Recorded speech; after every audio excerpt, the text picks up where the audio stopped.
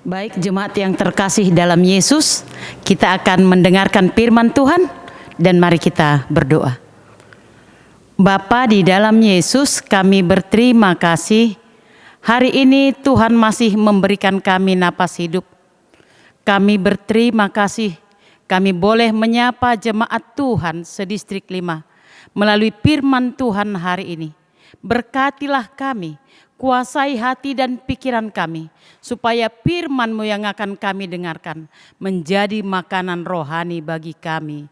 Di dalam nama Yesus, kami siap sedia untuk mendengar firman-Mu. Amin.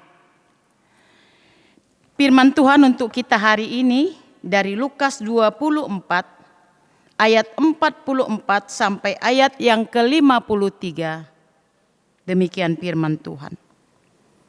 Ia berkata kepada mereka, "Inilah perkataanku yang telah kukatakan kepadamu ketika aku masih bersama-sama dengan kamu, yakni bahwa harus digenapi semua yang ada tertulis tentang aku dalam kitab Taurat Musa dan kitab nabi-nabi dan kitab Mazmur." Lalu ia membuka pikiran mereka sehingga mereka mengerti kitab suci. Katanya kepada mereka, ada tertulis demikian, Mesias harus menderita dan bangkit dari antara orang mati pada hari yang ketiga. Dan lagi dalam namanya berita tentang pertobatan dan pengampunan dosa harus disampaikan kepada segala bangsa, mulai dari Yerusalem. Kamu adalah saksi dari semuanya ini. Dan aku akan mengirim kepadamu apa yang dijanjikan Bapakku. Tetapi kamu harus tinggal di dalam kota ini sampai kamu diperlengkapi dengan kekuasaan dari tempat tinggi. Lalu Yesus membawa mereka keluar kota sampai dekat Betania. Di situ ia mengangkat tangannya dan memberkati mereka. Dan ketika ia sedang memberkati mereka, ia berpisah dari mereka dan terangkat ke surga. Mereka sujud menyembah kepadanya. Lalu mereka pulang ke Yerusalem dengan sangat bersukacita. Mereka senantiasa berada di dalam bait Allah dan memuliakan Allah. Bapak Ibu yang terkasih dalam Yesus Kristus, setelah kebangkitan Yesus dari kubur, para murid masih bertemu dengan Yesus beberapa kali. Tetapi ketika mereka bertemu dengan Yesus, mereka tetap dalam keadaan bingung karena mereka belum dapat mengerti dan mereka belum dapat menerima bagaimana Yesus bangkit. Karena mereka tidak mengenal kebangkitan daging seperti yang dialami oleh Yesus. Lalu firman Tuhan yang kita baca hari ini, yaitu pertemuan Yesus dengan murid-muridnya. Pada ayat yang ke-44 Yesus berkata, "Inilah perkataanku yang telah kukatakan kepadamu pada waktu aku masih bersama-sama dengan kamu." Di mana Yesus telah berulang kali menyampaikan tentang kematian dan kebangkitannya kepada para murid, tetapi mereka belum mengerti. Lalu Yesus juga mengatakan bahwa harus digenapi semua yang tertulis tentang aku dalam kitab Taurat Musa dan kitab nabi-nabi dan kitab Mazmur.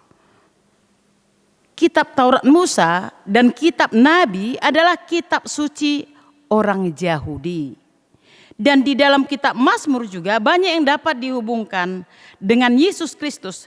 Itu berarti bahwa bagi mereka sebenarnya, mereka sudah mendengar bahwa berita tentang Mesias yang akan datang itu ada, tetapi mereka tidak mengerti, mereka tidak tahu bahwa Mesias yang dijanjikan itu adalah Yesus yang telah mati dan Yesus yang telah bangkit pada hari yang ketiga, dan dia jugalah Yesus yang bersama-sama dengan mereka. Lalu Yesus membuka pikiran mereka sehingga mereka mengerti kitab suci. Bapak Ibu jemaat yang terkasih dalam Yesus Kristus, pada firman Tuhan hari ini, Yesus mengatakan bahwa Mesias yang menderita, yang bangkit pada hari yang ketiga, dalam namanya berita tentang pertobatan dan pengampunan dosa harus disampaikan kepada segala bangsa. Berita tentang pertobatan dan pengampunan dosa. Apa itu bertobat? Bertobat adalah sadar dan menyesal akan dosa. Bertobat berarti meninggalkan dosa. Jemaat yang terkasih, pengenalan kita kepada Yesus akan membawa kepada kita kesadaran bahwa kita adalah orang yang berdosa. Pada Roma 3 ayat 23 dikatakan, karena semua orang telah berbuat dosa dan telah kehilangan kemuliaan Allah, maka orang yang berdosa harus bertobat. Lalu apa itu pengampunan dosa? Hanya orang yang berdosalah yang membutuhkan pengampunan. Dan melalui kematian dan kebangkitan Yesuslah kita sudah menerima pengampunan yang dari Allah. Ketika kita bertobat dan percaya kepada Yesus, maka Allah juga akan mengaruniakan kepada kita hidup yang kekal di dalam Yesus. Firman Tuhan dalam Roma 6 ayat 23 berbunyi, sebab upah dosa ialah maut, tetapi karunia Allah adalah hidup yang kekal di dalam Yesus Kristus Tuhan kita. Hidup yang kekal artinya tidak binasa. Seperti yang tertulis di Yohanes 3 ayat 16.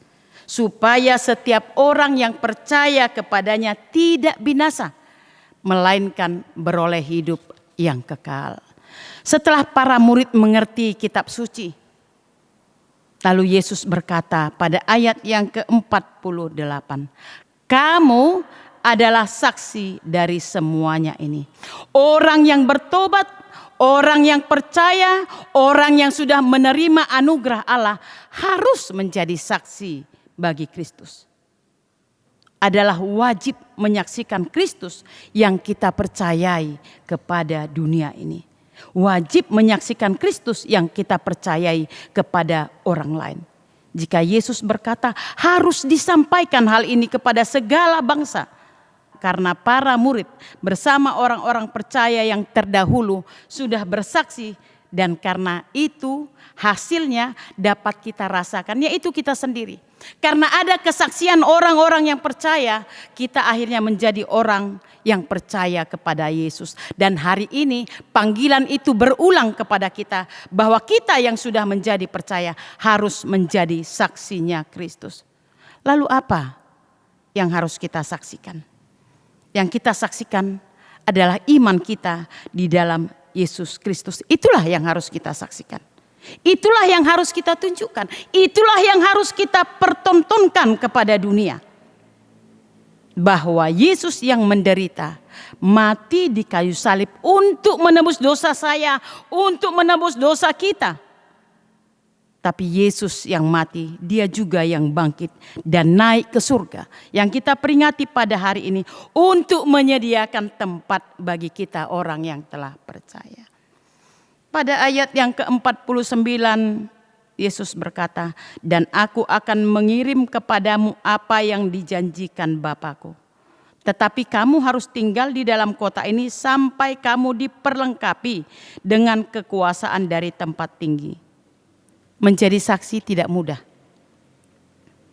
Di dalam pengadilan dunia seorang saksi harus diambil sumpah untuk mengatakan yang benar.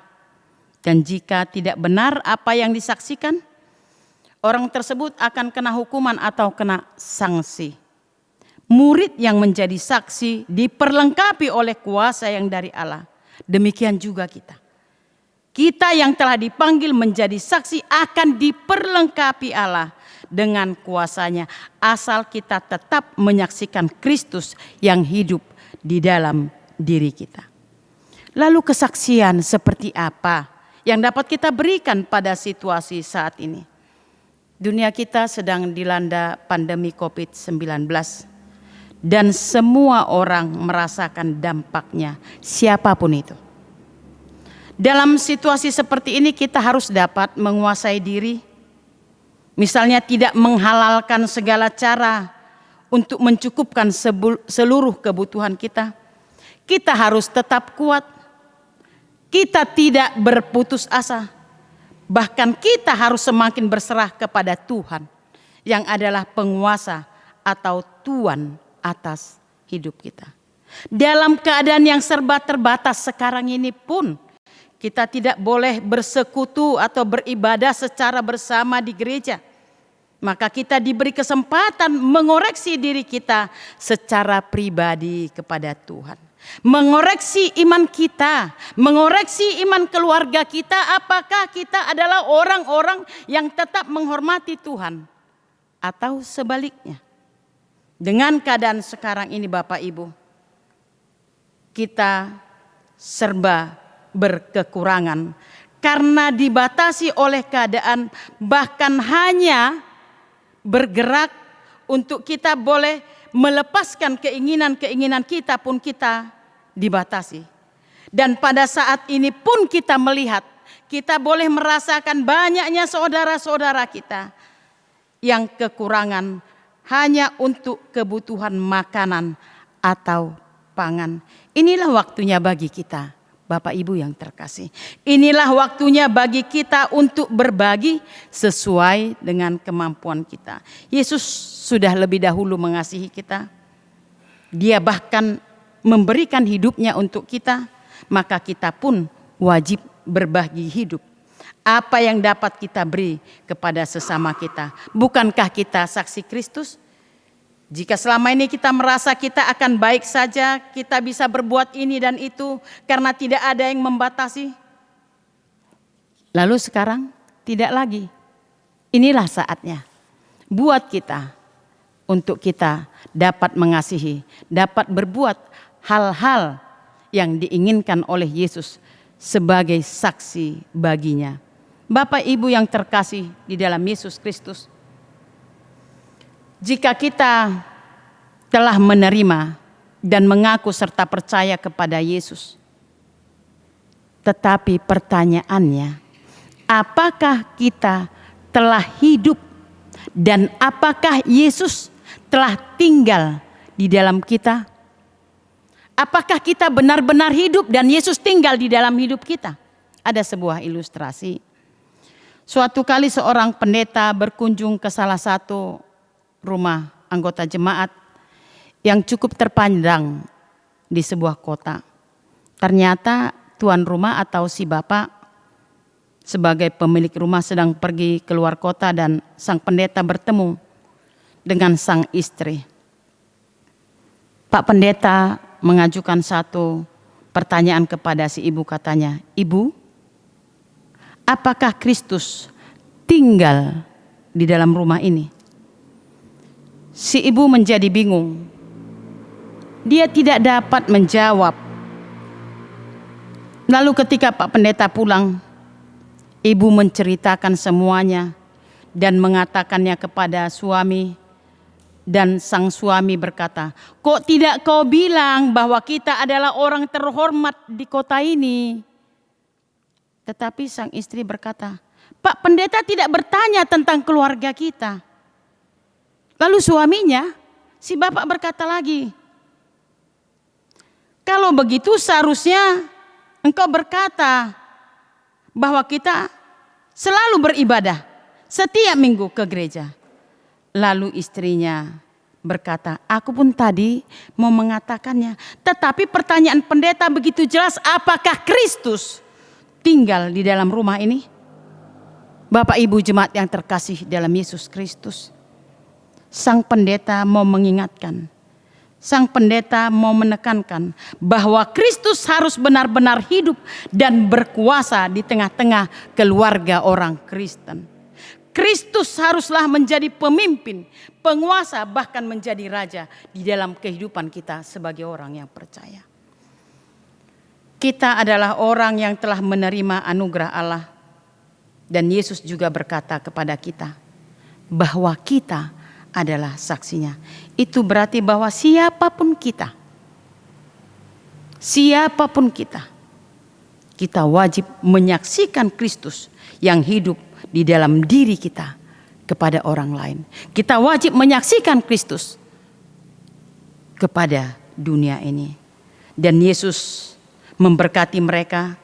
Lalu dia terangkat ke sorga dan para murid pada waktu itu pulang ke Yerusalem dengan sangat bersukacita. Allah memperlengkapi setiap orang yang percaya untuk menjadi saksinya dan akan pulang dengan sangat bersukacita.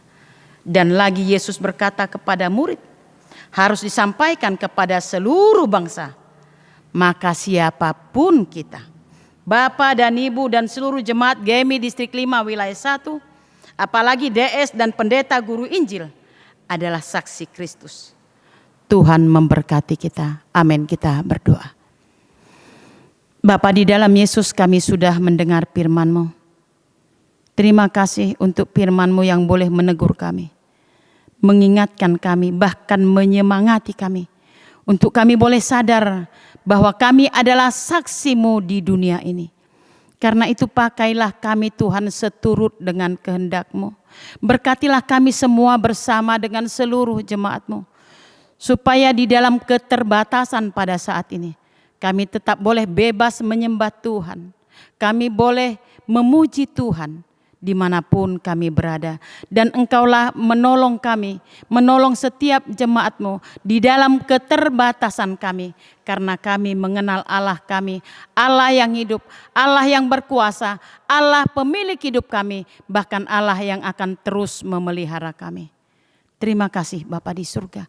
Berkatilah setiap pribadi, berkatilah setiap orang yang sudah mendengar firman-Mu, supaya kami berjuang di dalam hidup ini. Karena ada Roh-Mu bersama-sama dengan kami, kami mampu menjadi saksi-Mu. Terpuji Engkau Bapa di surga. Dalam nama Yesus kami berdoa dan mengucap syukur dan berserah hanya kepada-Mu saja. Amin.